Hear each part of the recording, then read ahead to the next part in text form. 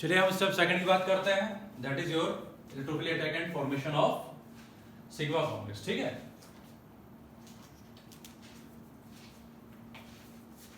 Step second is your attack on electrophile, attack on the electrophile forms the sigma complex, forms the sigma complex। तो चलिए देखते हैं, ये benzene है आपका,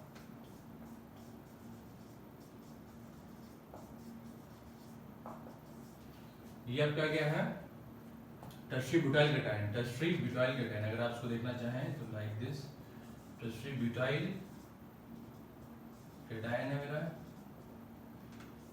और मेरे पास क्या है AlCl4 इस तरह से।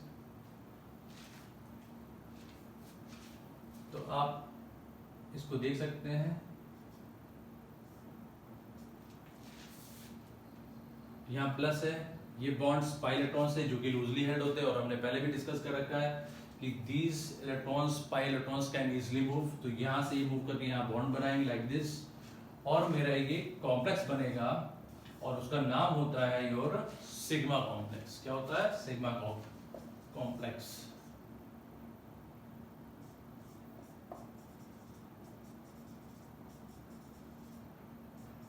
लाइक दिस, ये मेरा क्या है? सिग्मा कॉम्प्लेक्स है। ठीक है, सिग्मा कॉम्प्लेक्स।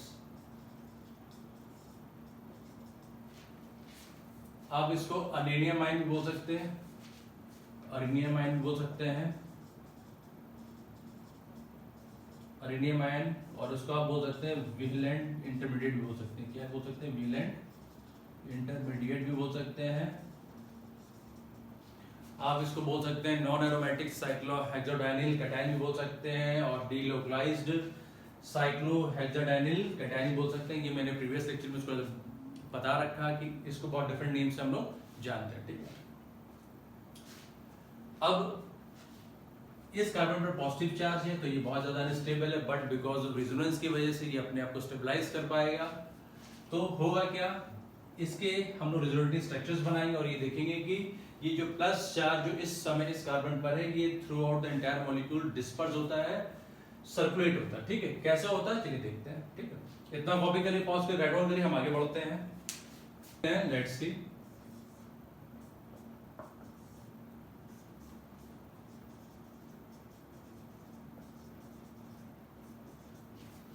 अब ये देखिए,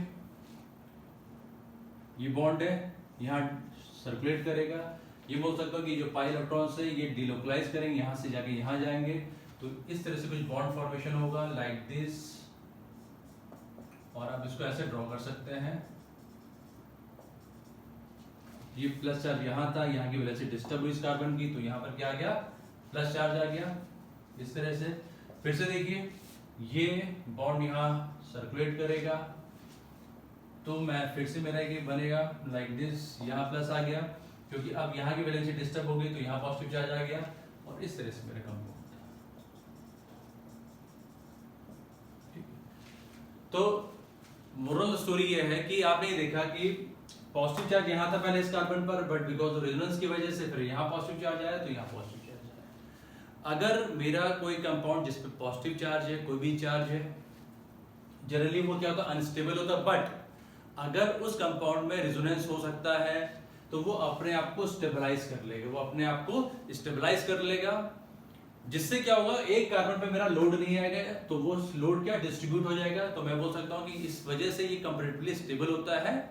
किससे कंपैरेटिवली स्टेबल होता है? उस कार्बन से जिस पे वो लोकलाइज्ड है, वो चार्ज पॉजिटिव चार्ज लोकलाइज्ड है उस कार्बन पर, उससे कंपैरेटिवली ये स्टेबल होता है ड्यू टू रेजोनेंस। ठीक है, तो हम ये बोल सकते हैं रेजोनेंस स्टेबलाइजेशन की वजह से कंपाउंड अपने आप को स्टेबल करेगा। यहां तक भी कोई डाउट होता है प्लीज मुझे कमेंट करिएगा। ठीक है, अगर आप इसके इन तीनों स्ट्रक्चर्स को अगर आप कंबाइन करते हैं तो आपको कुछ इस तरह से दिखेगा। देखिए लाइक देखिए, पहले पॉजिटिव चार्ज यहां था, मैंने यहां पॉजिटिव चार्ज, फिर यहां था, उसके बाद यहां था। ठीक है, बॉन्ड यहां था, तो यहां से हम स्टार्ट करते हैं लाइक दिस, फिर बॉन्ड यहां पर आया, फिर देखिए यहां पर आया, फिर आपका यहां आया, ठीक, इस तरह से ये यहां आया और इस तरह से आपका ग्रुप था।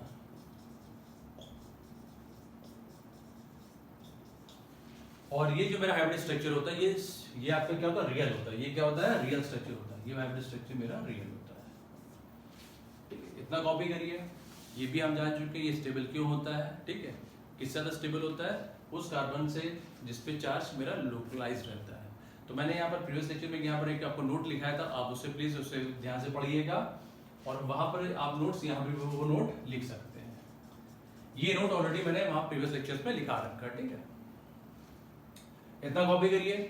अब एक चीज ध्यान रखिएगा कि यहाँ पर मेरा डबल बॉन्ड नहीं है, तो हम ये बोल सकते हैं कि मेरा यहाँ पर एरोमेटिक कैरेक्टर लॉस हो चुका है, ठीक है। तो वो दोबारा कैसे लाएंगे उसको हम लोग देखते हैं नेक्स्ट स्टेप पे। चलिए मूव टू नेक्स्ट स्टेप। चलिए अब देखते हैं स्टेप 3। स्टेप 3 में हमारा क्या होता है,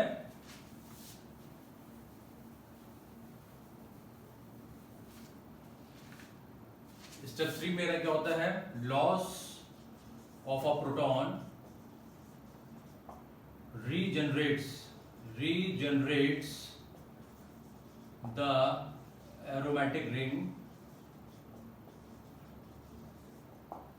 and gives the desired product, ठीक।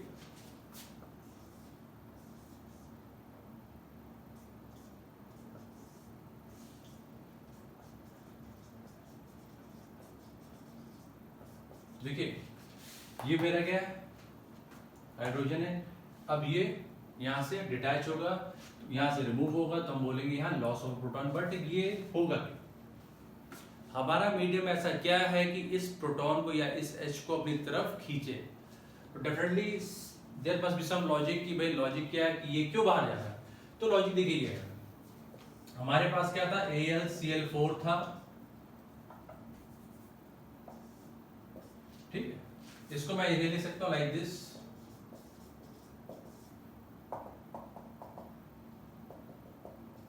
समझने के लिए। ये देखिए ये अपना इलेक्ट्रॉन ले लेगा तो मेरे पास कुछ ये आया लाइक दिस और AlCl3 आया। तो ये जो मेरा आयन है ये बिहेव करेगा एज अ बेस। ये किस तरह बिहेव करेगा, एज अ बेस। और बेस का काम क्या होता है, प्रोटॉन को अपनी तरफ खींचना, ठीक है। तो ये बेस इस हाइड्रोजन को अपनी तरफ खींचेगा, तो यहां से प्रोटॉन निकलेगा।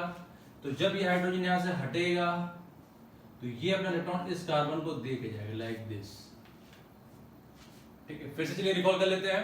बेस का काम क्या होता है, H को अपनी तरफ खींचना है। जब ये H हटेगा तो ये इलेक्ट्रॉन अपने को दे के जाएगा इस कार्बन को। तो इस कार्बन की इलेक्ट्रॉन डेंसिटी बढ़ गई तो यहां नेगेटिव चार्ज आएगा, यहां क्या आएगा, नेगेटिव चार्ज आएगा लाइक दिस।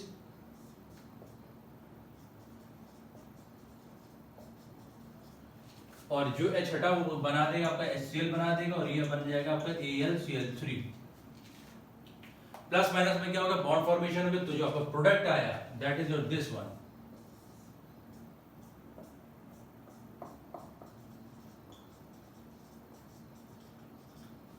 ये ठीक है। This is your desired product. अब जो एरोमेटिक कैरेक्टर यहां पर नहीं था बिकॉज ऑफ दिस बेस, वो एरोमेटिक कैरेक्टर दोबारा आ गया, ठीक है। तो this is all your about Friedel Crafts alkylation. और ये केस फर्स्ट था जहां मैंने डिस्कस कर रहा था कि जो मेरा एल्काइल है that is your tertiary. Secondary में भी सेम कंसेप्ट होगा, सेम मैकेनिज्म होगा, आप उसको खुद से कर सकते हो होमवर्क में, ठीक है ना। तो इसमें एक चीज और देखने वाली चीज है कि ये देखिए AlCl3 जो मैंने यूज करा तो वापस मीडियम में आ गया। तो हम ये बोल सकते हैं कि AlCl3 यहाँ पर किस तरह काम कर रहा है, एज अ कैटलिस्ट काम कर रहा है, एज अ कैटलिस्ट काम कर रहा है। तो ये कुछ बातें आपको ध्यान में रखनी है और बहुत अच्छे से इसका नोट्स बनाइएगा सो दैट हम लोग इसको आगे यूज कर पाए प्रॉपर्ली, ठीक है। अब मैं आपसे ये पूछना चाह रहा हूं कि इसका IUPAC नेम क्या है। ये जो कंपाउंड बना है इसका IUPAC नेम बताइए क्या है, ठीक है। ट्राई करिए खुद से, नहीं तो फिर मैं बताता हूं। देखिए ये 1 हो गया, ये 2 हो गया, ये 3 हो गया, 4 हो गया, ये 5 हो गया और ये 6 हो गया, ठीक है। अब मैं इसकी नंबरिंग करता हूं 1 और 2। तो तो ध्यान से देखिए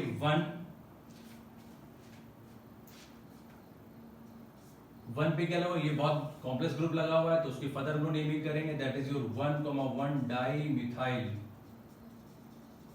and this is your ethyl benzene.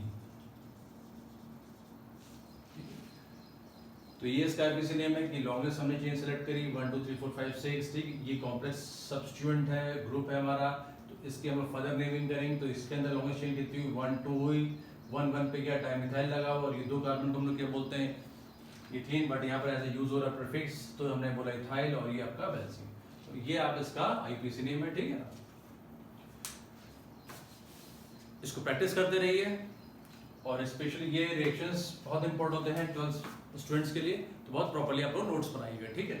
तो ये फ्रेडक्राफ्ट एल्काइलेशन था केस फर्स्ट, जहां पर हम लोग टर्शियरी एल्काइलेट लेते हैं। अब हम जो नेक्स्ट केस डिस्कस करेंगे दैट इज और एल्काइलेट, जहां पर हमारा एल्काइलेट प्राइमरी रहेगा। तो उस केस में थोड़ा बहुत आपका डिफरेंट रहता है सिनेरियो, उसको देखते हैं, चलिए, ठीक है ना। इतना कॉपी करिए। अब हम स्टार्ट करते हैं केस सेकंड।